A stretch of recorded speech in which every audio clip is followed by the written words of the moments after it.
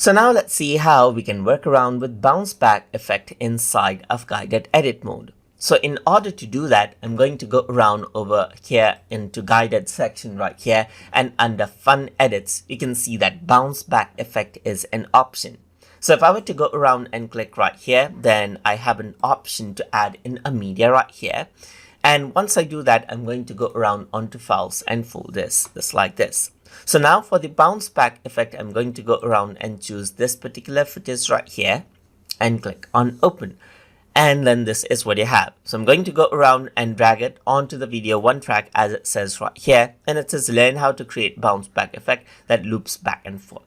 So let's just go around and click on next. And it says select a clip for bounce back effect right here. So I selected it and I'm going to click on next. So it says right click on the timeline to delete out the audio. So I'm just going to go around over here and right click and delete out the audio right here. So it says move the playhead to the place where you want the effect to begin. So let's just go around over here and let's say right from around over here, I want the effect to begin.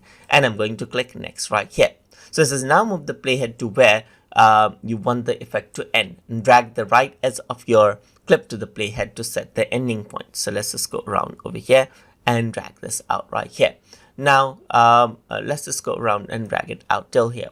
So you're ready with the moment of which you want to apply the bounce back effect. So I'm just going to click on next right here, and it says click on fit visible to timeline right here, just like this. Click on next. So it says utilize time stretch right here. Right click the clip and utilize time stretch. Right, click the clip, go to clip and utilize time stretch, as you can see right here.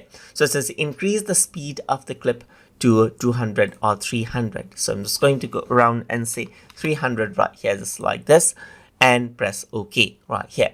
So it says right click on the clip just like this and copy this, and then it says and then move the playhead to the end of the clip right here, just like this. Okay, and then it is asking me to press Ctrl V, or I can go around over here, press Ctrl V right here, and that is what you have. So right click just like this. So now right click on the second clip, go to time stretch, and you can see reverse speed right here.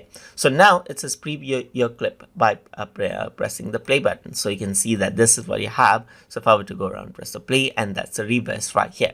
And that is it. So if I were to go around over here, it is asking me. So it says click on save to export to animated GIF right here. So I can go around and select GIF over here, just like this, animated GIF, and I can click on save right here. And that is it. That is how you can go around and then create a bounce back effect by using the guided edit mode inside of Adobe Premiere Elements. So hope you guys learned something as always. And as always, please like, comment, share, and subscribe.